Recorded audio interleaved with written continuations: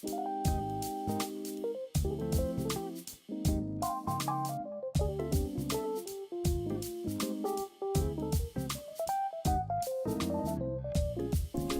you can see clearly that I'm not going low enough. It's not that I'm not going low enough, it's that the knees are going so far past the toes. It's a lot easier to see in the side view. Let's go ahead and see if we can scrub to that. Right away you can tell how far past the toes that those knees are. It's not that they need to be exactly over, but you know, the more that they track, the better it is, the better body is in balance. You can tell it.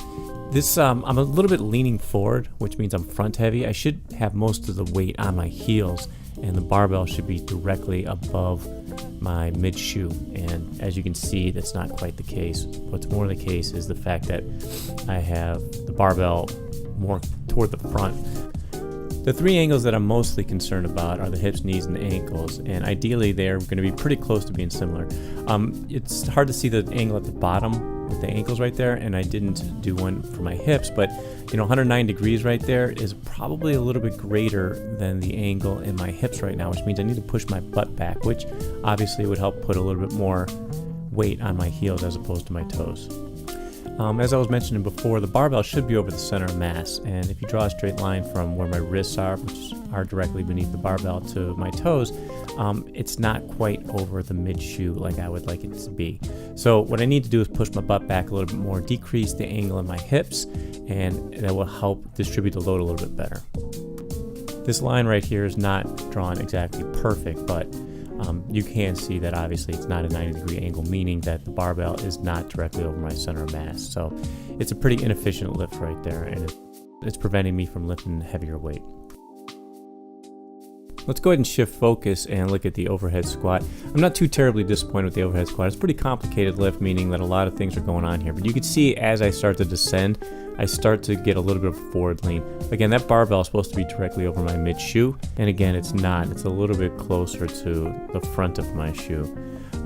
Again, inefficient, you know, wrong muscles are working in this scenario. Let's go ahead and check the angle from the hips. So shoulder to hip to knee, and then from hip to knee to ankle. And they should be pretty close to identical, you know, if that bottom angle is parallel to the floor.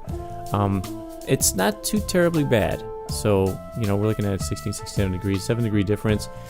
Again, probably would be corrected if I were putting a little bit more pressure on the posterior chain and pushing backwards a little bit.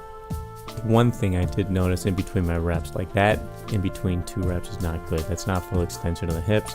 The knees are pretty close to being completely straight. As I like to say, we're kind of shooting for a micro bend there, but those hips, I need to stand up fully. I mean, the barbell is almost past my toes, which is kind of inexcusable, but ideally look right at my hips right now, and you can see that they're not fully extended. Let's look at the snatch. 2 Olympic lifts, the snatch is one of them, but definitely the more complicated between that and the clean and jerk. This was a successful 135 snatch that I did to kind of warm up, and then after that I had difficulty hitting the snatch, and for a number of reasons. I do get full triple extension, which I like, but you can see the barbell is pretty far away from my body. I've been focusing a little bit more about bumping it off of my thighs. And in the profile right here, you can see when I bump it off my thighs, it stays pretty close to my body, which is obviously what you need. The problem with the other view, the lift that I missed, is that the barbell floats away from the body, and it gets really difficult to get under. But before we even go there, let's go ahead and look at my back. Oh, it's like a cat on Halloween. That's never good. We always want to lift everything with a flat back. Doesn't matter if you're pulling from the ground or from the thighs, you want to lock those shoulders into place and ideally have that back as flat as possible. Another big mistake I make is prematurely bending my elbows. Elbows are not supposed to bend until the hips are fully extended. And as you can see, I'm pulling with the bar. I need to let the hips and the body do most of the work, not the arms. The arms just definitely aren't as strong as the hips. So let those hips do the work. Don't pull early. Wait till you get full hip extension before you bend the elbows. One thing I'm not too terribly disappointed with is my full triple extension. As you can see, I am trying to use most of my body for this. And where is the bar at? It's pretty tight to the body. It should be again over that mid shoe, but as long as it's not past my toes, you know it's not floating away. The closer it is to the body, the more efficient it is, and the more body you're using and less arms. The catch for the snatch, the overhead locked arm position. From here, we want to elevate the shoulders, shine the armpit straight ahead and point the elbows down. That catch is pretty good. Again, it's over at my center mash. You can see how far back my butt is. The knees are not that far past the toes, so it's a pretty decent catch there.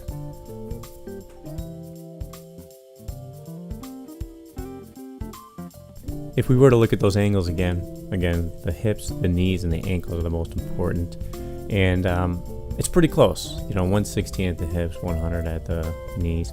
I mean, again, these drawings aren't perfect either, so, you're going to kind of get what the best I can draw. But, 16-degree difference, not too crazy, so that's not too bad. Having a little bit of fun with this. Look at my back. Again, as I like to say, a cat on Halloween. Let me see if I could draw a line going across the path. Again, no one's here to grade my line drawing abilities, but I give it about a 4 out of 10. That's not a good line. But you can see what I'm trying to say is it should be a straight line. We don't want to lift anything with a rounded back. That's a good way to kiss your back goodbye. You're going to need that back. As we get into the lift here, let's go ahead and get that line out of the way. The knees do extend first. So shoulders are still over the bar. I like that. This is where I kind of messed up because I want to keep that barbell tight to the body. It's difficult to see from this angle, but it's starting to float away a lot more than I would like it to. And that's mostly the reason why I missed this lift. So as I pass the knees, my first pull, I start to get into the second pull where I try to get that full hip extension. It's not the greatest hip extension. As you can see, another mistake I made is I start prematurely bending those elbows. Those elbows are not supposed to bend until your hips are fully extended. So that shows me that I'm not using my body correctly, meaning focusing on that full hip extension. There's elbow 1, we're looking at elbow 2 next. The saying that I've heard that I kind of agree with is that once the elbows bend, the power ends.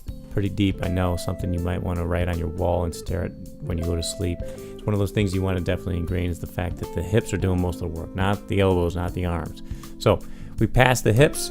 Again, it's hard to see from this angle, but you can tell that barbell is not close to my body like it should be. So once I catch it in front of my body, it's hard to maintain control of. Therefore, I got to drop it. I can't stick the landing. The elevate, point, and shine, which is the overhead locked arm position, which is what we want for the snatch. It's almost impossible to do when you're catching the barbell as far away from your body as I was in that. So let's see if we can see this again. Elbows bend too early. Barbell's not close to the body.